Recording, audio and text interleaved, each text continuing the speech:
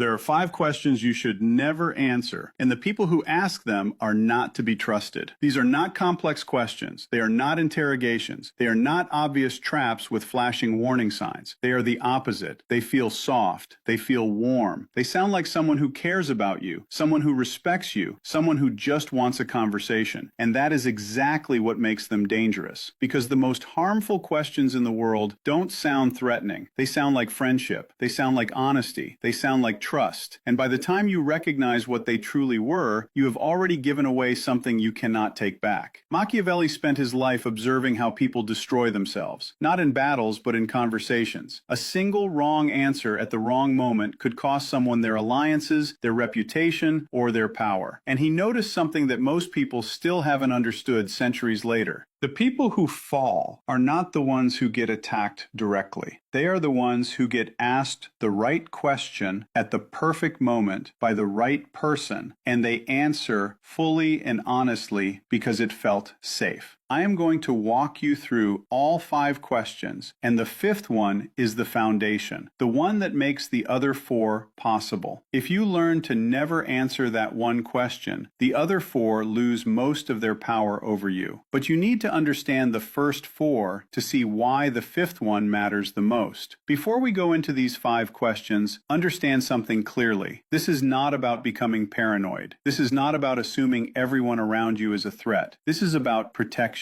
It is about recognizing which questions are safe to answer and which ones are designed to take something from you that you never intended to give. That is not distrust. That is awareness. Here is what most people fail to realize. You were trained from childhood to answer every question that comes your way. A teacher asks, you respond. A parent asks, you respond. An authority figure asks, you comply. That training made you obedient, not powerful. Power begins the moment you understand that not every question deserves your truth, that the space between someone asking and you answering is the most critical moment in any conversation. In that space, you either keep your power or give it away. Right now, that space barely exists for you. By the end of this, it will, and it will never disappear again. The first question you must never answer is something you have heard countless times. It shows up at work, at home, with friends, with family. You will recognize it instantly. Someone does something that directly affects you. They make a decision without consulting you. They cross a boundary. They commit you to something. They change plans. They give away your time.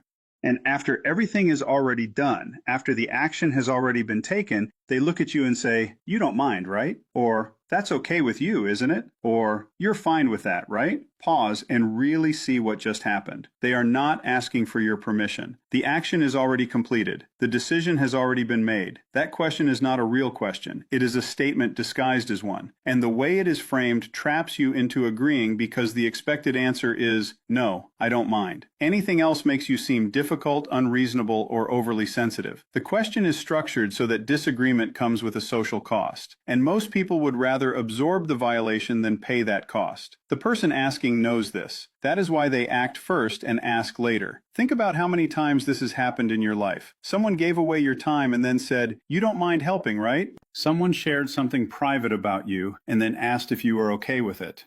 Someone took credit for your work and then said it doesn't matter because you are a team. Someone volunteered your effort, your energy, your resources, and then followed it with a question that made saying no feel like starting a conflict. When you respond with, it's fine, you believe you are being easygoing. You think you are maintaining peace, but the person asking just learned something about you.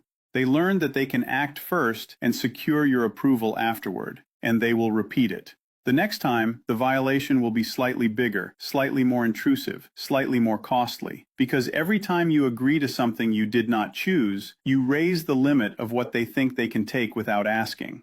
Machiavelli understood that people judge more by appearances than reality. The phrase, you don't mind, creates the illusion of consent. It makes it look like you agreed. It makes it seem like you were part of the decision.